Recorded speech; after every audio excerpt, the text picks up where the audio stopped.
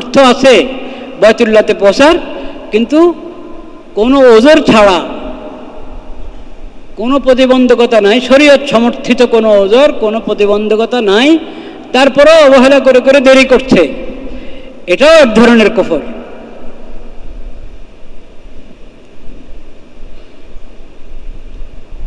এই আয়াতে এটার দিকেও ইঙ্গিত আছে।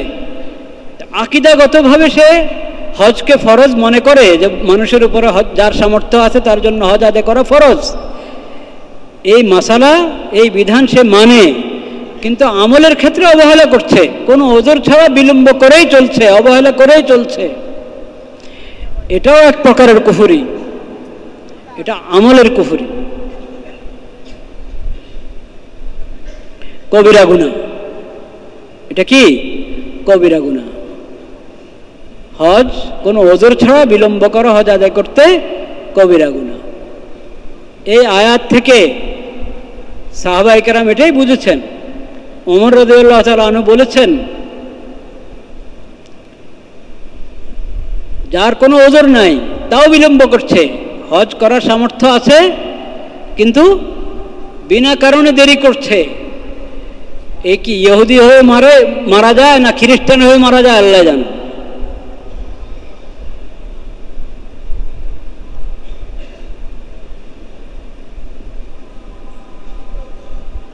এই মর্মে একটি হাদিসও আছে এবং আয়াতে এদিকে ইঙ্গিত আছে যে যার সামর্থ্য আছে সে হজ আদায় করতে বিলম্ব করবে না, দ্রুত করবে। এমনি তো নবী করিম সাল্লাল্লাহু আলাইহি সাল্লাম তাকিদ করেছেন যে হজ আদায় করতে বিলম্ব করবে না, প্রথম সুযোগে হজ করো, প্রথম সুযোগে হজ করো। কারণ তুমি জানো না কোন সময় কি ওজর চলে আসে, কোন সময় কি হালাত হয়ে যায়।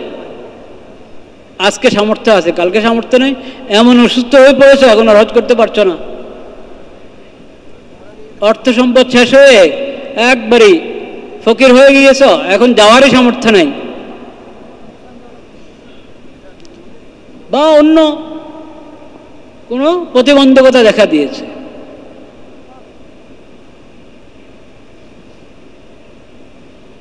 অনেক সময় তো আন্তর্জাতিক কারণেও এরকম হালাত হয়ে যায়, হজ করা সম্ভব হয় না, আল্লাহ না করেন।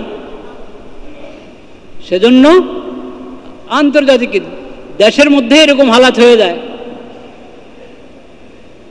দেশের মধ্যে এরকম হালাত হয়ে যেতে পারে যে হজ করা সম্ভব হচ্ছে না। এজন্য হজ ফরজ হওয়ার পর কোনো ধরনের ছুতা বাহানা আশ্রয় না নেওয়া, দ্রুত হজ পালন করা, এই ধারণা ঠিক নয় যে আচ্ছা করব, কারণ ভবিষ্যৎ অস্পষ্ট, অজানা। আমার ভবিষ্যতে কি হয় না হয় সেটা আমার কাছে অজানা। এমনকি আমার শেষ সময় চলে আসতে পারে, হজ করব করে করা হলো না, মৃত্যুবরণ করে ফেললো, হয় কি হয় না? কি হবে এই হজের? এজন্য হজ আদায় করা ফরজ এবং যত দ্রুত পারা যায় প্রথম সুযোগে হজ আদায় করা জরুরি। হজে যেতে বিলম্ব করার ক্ষেত্রে মানুষ অনেক ওজন নিজেরা বানায়। অনেকে তো অনেক আগ্রহ, সামর্থ্য নাই, কান্নাকাটি করে, আল্লাহর কাছে দোয়া করে।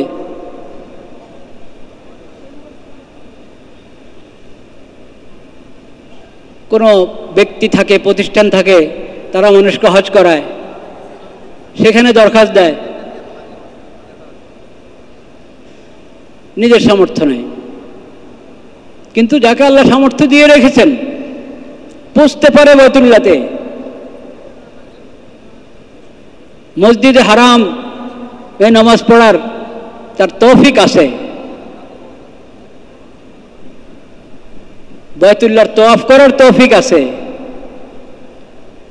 মিনা, আরাফা, মুজদালিফার মতো ইসলামের প্রতীকগুলো, নিদর্শনগুলো জিয়ারত করার সামর্থ্য আছে, কিন্তু যাচ্ছে না। এক হলো এরকম অবহেলা, আর এক হলো আরেকজনের সামর্থ্য নেই, সে সজদা পড়ে কাঁদছে আল্লাহর কাছে, আল্লাহ আপনার ঘর না দেখিয়ে আমাকে দুনিয়া থেকে নিয়েন না। দেখেন, পরীক্ষা, সবার জন্য পরীক্ষা। একে আল্লাহ তৌফিক দিয়েছেন, এর জন্য পরীক্ষা যে আল্লাহর ডাকে সাড়া দিচ্ছে কিনা। আরেকজনের মধ্যে আগ্রহ আছে, যাওয়ার তৌফিক নাই, তার জন্য পরীক্ষা, সে সবর করছে কিনা। তো কান্নাকাটি করে এটা বেসবরই না, এটা আরো ভালো। আল্লাহর কাছে চাচ্ছে সে, আল্লাহ আপনি ব্যবস্থা করে দেন।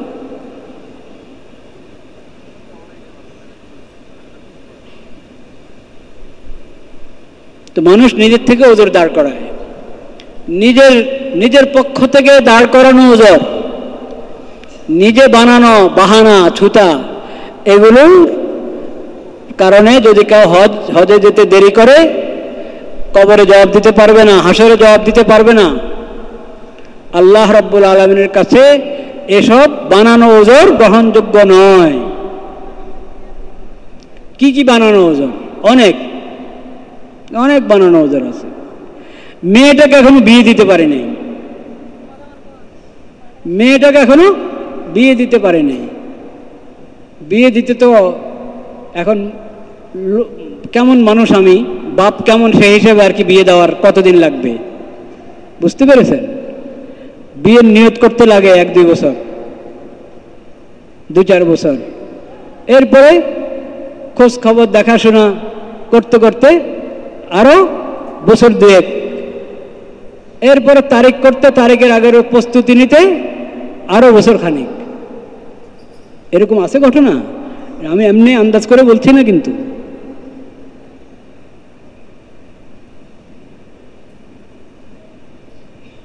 হাটাজারির হজরত মৌলানা, হাটাজারি মাদ্রাসার মৌলানা মুমতাজুল করিম সাহেব এক মুরব্বী ওস্তাদ ছিলেন, ইন্তেকাল করে গেছেন, আল্লাহ জান্নাত নসিব করেন। ওনার সঙ্গে ছিলাম আমি কোনো এক ঘটনা। তো উনি ওনার পরিচিত বন্ধু মানুষ, দিনদার দিনী ভাই, তার কাছে গিয়েছেন কোনো বিষয়। বললেন যে আপনি দিনের একটা কাজ করবেন বলেছিলেন, আমাকে বলেছিলেন, তো আমি এই জন্য স্মরণ করে দিতে চাই, আপনাকে স্মরণ করিয়ে দেওয়ার জন্য এসেছি। তিনি বললেন, হ্যাঁ আমার মনে আছে কথাটা। তো আমার মেয়ের বিয়ে ঠিক হয়েছে 6 মাস পরে, তারিখও ঠিক হয়ে গেছে, 6 মাস পরে তারিখের কথা বললেন। বিয়েটা হয়ে যাক, এরপরে দেখবো ইনশাল্লাহ। তো তারিখ হয়েছে, সেটা 6 মাস আগে তারিখ হয়েছে। তারিখ তো হয়তো নিশ্চয় আর আগে করেছেন, এটা তো হলো ওনাকে বলছেন যখন, তখন 6 মাস বাকি আছে। এই 6 মাস উনি ব্যস্ত। চিন্তা করেন, আল্লাহ তাআলা বিয়েকে বানিয়েছেন একবারই সহজ। বিয়ের মধ্যে শরীয়ত কঠিন কোনো ফর্মালিটি রাখেই নাই। অবশ্যই এটা তো হবে যে দুজনের সাথে একটা ভবিষ্যৎ, একটা জিন্দেগি শুরু হচ্ছে, নতুন জীবন শুরু হচ্ছে দুজনের, মিল মহব্বতের সাথে ও জীবনটা তারা কাটাতে পারবে। ও দোনো পক্ষের অভিভাবক এটা একটু ফিকির করবেন, নিশ্চিত হবেন, এটা তো ঠিক আছে, এটা তো কিছু সময় লাগবে। কিন্তু এছাড়া অনেক ফর্মালিটি আমরা বিয়ে শাদীর মধ্যে ঢুকিয়ে নিয়েছি, যেগুলো শরীয়তে কোনোটা সর্বোচ্চ জায়েজ, অনেক কিছু নাজায়েজ ফর্মালিটিও মানে ঢুকিয়েছে। অনেক আছে সর্বোচ্চ জায়েজ, কিন্তু ওটাকে জরুরি মনে করে খালি বিলম্ব করবে। তো এখন ওরকম ফর্মালিটিওয়ালা বিয়ে যদি আপনি হজের জন্য বাহানা বানিয়ে রাখেন, মেয়ের বিয়ে হয়ে যাক তারপরে, শরীয়তে এমন কোনো মাসালা নাই মেয়েকে বিয়ে দেওয়ার আগে হজে যাওয়া যায় না। আপনি দিয়ে দেন, তাড়াতাড়ি বিয়ে ছেড়ে নেন, কিন্তু ছাড়তে দেরি হচ্ছে, সেজন্য যদি আপনি হজ আবার দেরি করেন, তাহলে এটা আরো গুনাহ হবে, আরো গুনাহ হবে।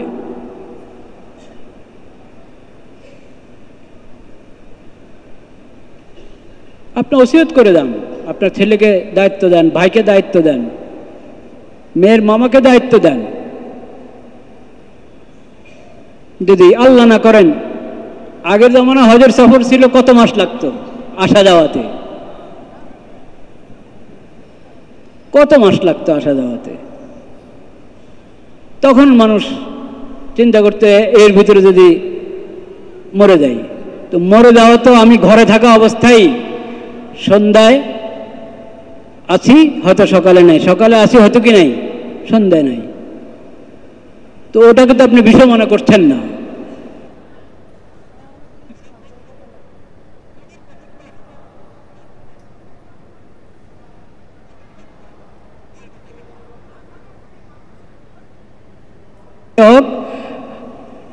বিয়ে দিতে দেরি হচ্ছে, দেরি হোক, হজ করে আসেন, হজে গিয়ে ভালো করে দোয়া করেন, আল্লাহ আমার ছেলের জন্য নেক মেয়ে মিলিয়ে দেন, মেয়ের জন্য নেক ছেলে মিলিয়ে দেন। আমার মতো আরো যারা এরকম নিজের ছেলে বা মেয়ের বিয়ে নিয়ে পেরেশান, আল্লাহ তাদের পেরেশানি দূর করে দেন, তাদের এই দায়িত্বটা সহজে পালন করার আল্লাহ আপনি ব্যবস্থা করে দেন। ওখানে গিয়ে দোয়া করেন, আল্লাহ সহজ করে দেবেন। এটা এক বাহানা। আরো দুর্বল বাহানা, আরো দুর্বল বাহানা, একটু বয়স হোক, এত তাড়াতাড়ি হজ করলে হজ ধরে রাখতে পারবো না, এত তাড়াতাড়ি হজ করলে হজ ধরে রাখতে পারবো না, হজ ধরে রাখতে হবে, কাজে আরো পরে। ইন্না লিল্লাহি ওয়া ইন্না ইলাইহি রাজিউন, ইন্না লিল্লাহি ওয়া ইন্না ইলাইহি। কি কঠিন কথা। এর মানে কি, উনি চাচ্ছেন আমি আরেকটু মুত্তাকি পরহেজগার হই, আরেকটু ধার্মিক হই, তারপরে হজ করব। তো এর মানে আমি ধর্মের অনেক কাজ এরকম ছেড়ে রেখেছি, এখন না, এখন না, পরে পরে, এসব আস্তে আস্তে করব, তারপর হজ করব। তাহলে শুধু এই লোক শুধু হজকে পিছাচ্ছে না, অনেক কাজকে কি এরকম বিলম্ব করছে, পিছনের কাতারে ঠেলে দিচ্ছে।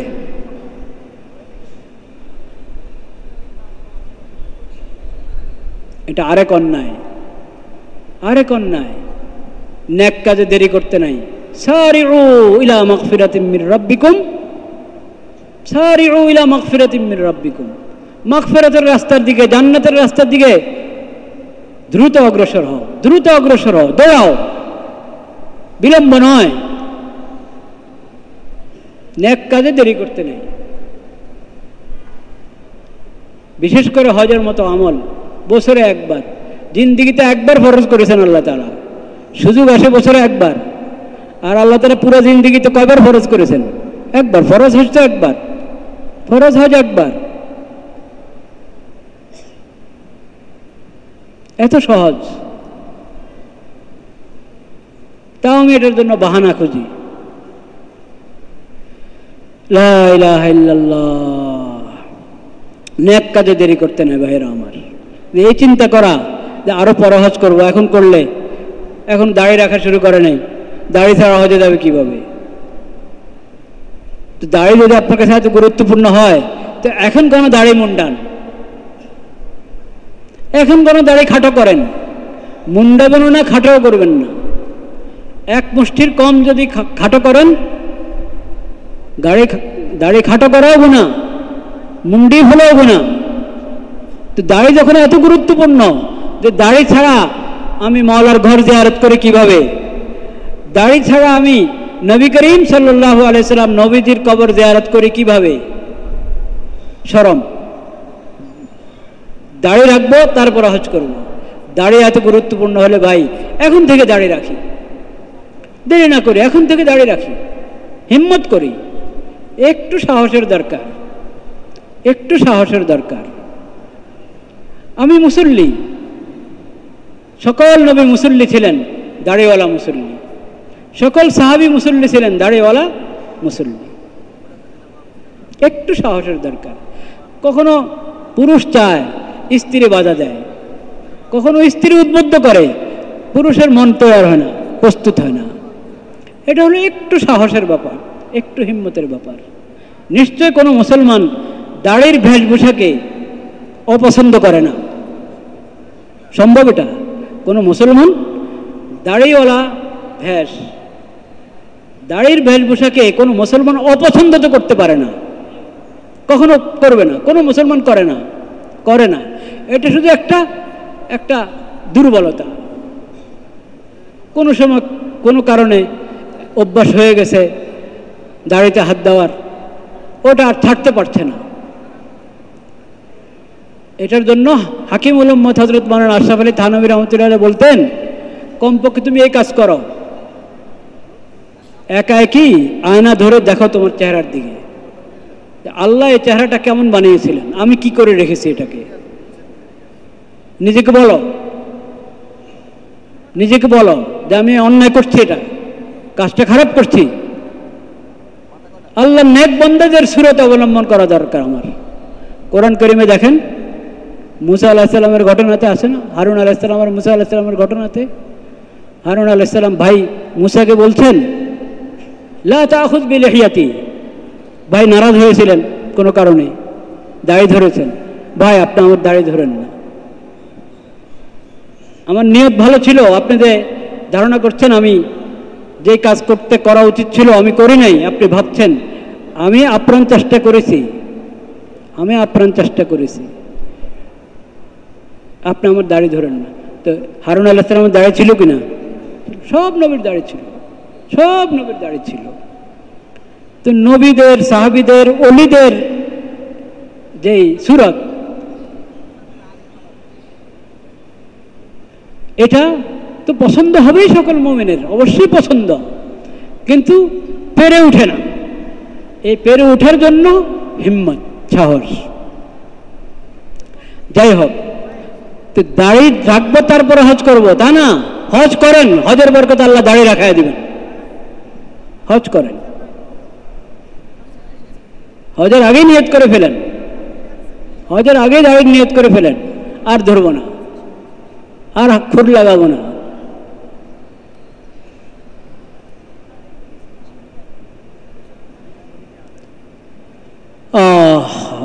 লা ইলাহা ইল্লাল্লাহ, লা ইলাহা ইল্লাল্লাহ।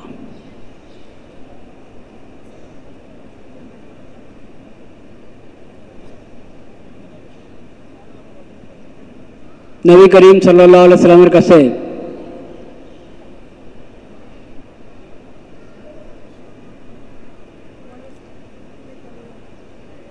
অমুসলিম শাসকের দূত এসেছিল,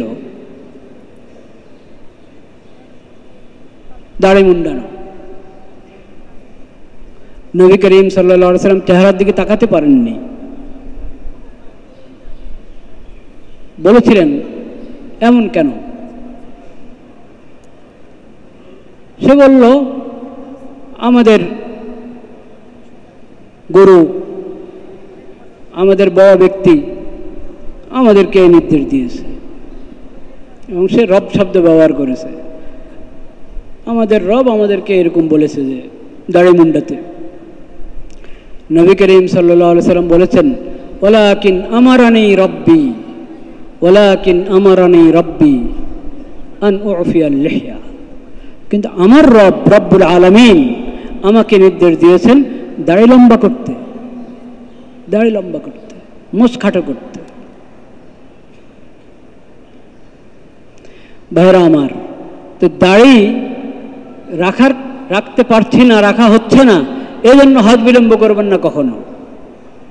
বরং হজ সামর্থ্য হয়েছে, তৌফিক হয়তো হজ করে ফেলেন, এবং সেখানে ভালোভাবে চেষ্টা করেন, মুজাহাদা করেন, দোয়া করেন, আল্লাহ তাআলা তৌফিক দিয়ে দেবেন দাড়ি লম্বা করার ইনশাআল্লাহ।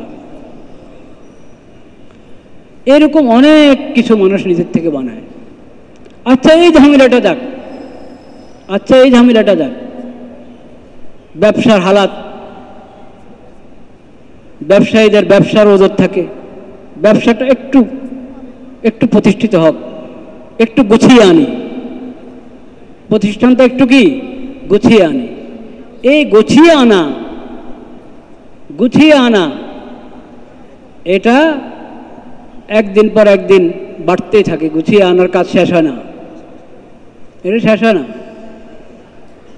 দুনিয়াতে ঝামেলা চলতেই থাকে, ঝামেলা শেষ হওয়ার পরে অমুক নেক কাজ করব, এই নিয়ত যে করবে ওর নেক কাজের তৌফিক হবে কিনা আল্লাহ জানেন। নিয়ম হলো যত ঝামেলা আছে এর ভিতরেই করা। বস হজ ফরজ হয়েছে আর দেরি না, হজ ফরজ হয়েছে আর কি না দেরি না, তাহলে তৌফিক হয়ে যাবে। এবং দেখা যাবে পরে ঝামেলাও শেষ।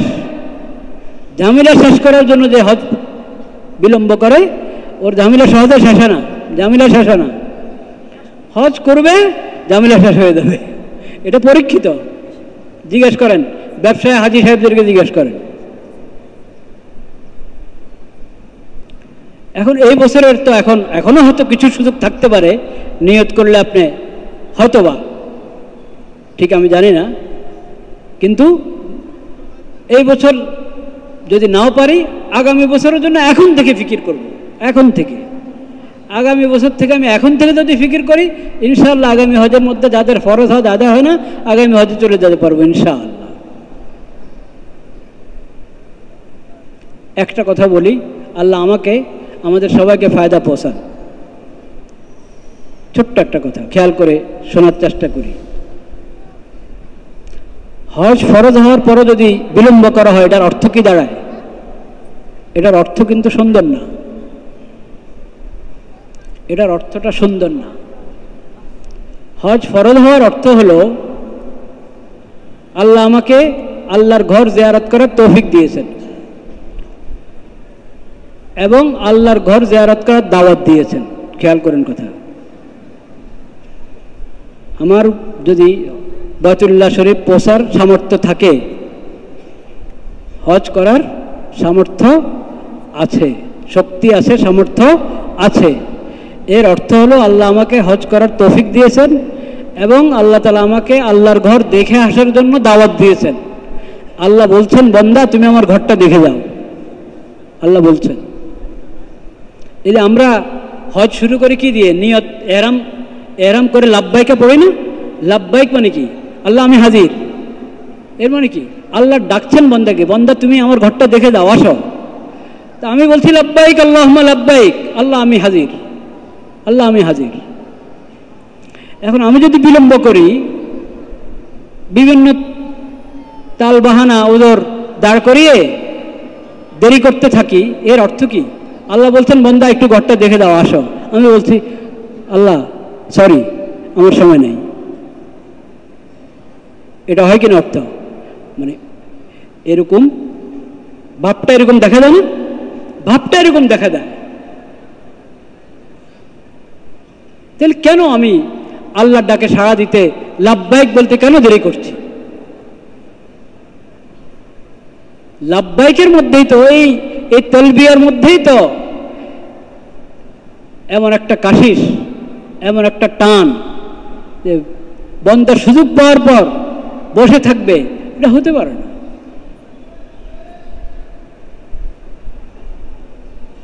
আল্লাহ তাআলা আমাদেরকে প্রথম সুযোগে, যাদের ফরজ হজ আদায় হয় নাই, প্রথম সুযোগে ফরজ হজ আদায় করার তৌফিক নসিব করেন।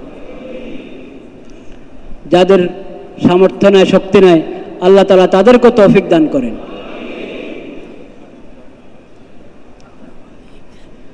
লা ইলাহা ইল্লাল্লাহ, লা ইলাহা ইল্লাল্লাহ। আমি যে আয়াত পড়েছিলাম প্রথমে সূরাতুল বাকারা থেকে 197 নম্বর আয়াত, আল হাজ্জু আশহুরুম মা'লুমাত ফামান ফারাদা ফীহিন্নাল হাজ্জা ফালা রাফাসা ওয়ালা ফুসুকা ওয়ালা জিদালা ফিল হজ্জ। এখানে আল্লাহ তাআলা হজের বিধান, হজের আদব আলোচনা করেছেন, বয়ান করেছেন, বান্দাদেরকে জানিয়েছেন। ইনশাআল্লাহ এই আয়াত সম্পর্কে আল্লাহ হায়াত রাখলে, তৌফিক দান করলে আগামী জুমে আলোচনা হবে। গত শনিবারে আপনারা যেই প্রতিবাদ মিছিলে শরিক হয়েছিলেন, ওখানে একটা ঘোষণাপত্র, অঙ্গীকারনামা পাওয়া হয়েছিল, নিশ্চয় অনেকের কাছে কপি থাকবে। এটা একে অপরকে জানাই, শেয়ার করি এবং ওখানে যা আছে প্রত্যেকে নিজের সাধ্য মোতাবেক আমল করার চেষ্টা করি। নিজের সঙ্গে যে অঙ্গীকারটা, ওখানে প্রত্যেকের নিজের সঙ্গে আমরা কি অঙ্গীকার করেছি, করা উচিত, ওটার উপর আমরা আমল করি। আল্লাহ আমাদেরকে তৌফিক দান করেন। ওয়া আখিরু দাওয়ানা আলহামদুলিল্লাহি রাব্বিল আলামিন। সুন্নতে মুআক্কাদা কাবলাল জুমা তাদের বাকি আছে, পড়ে ফেলি।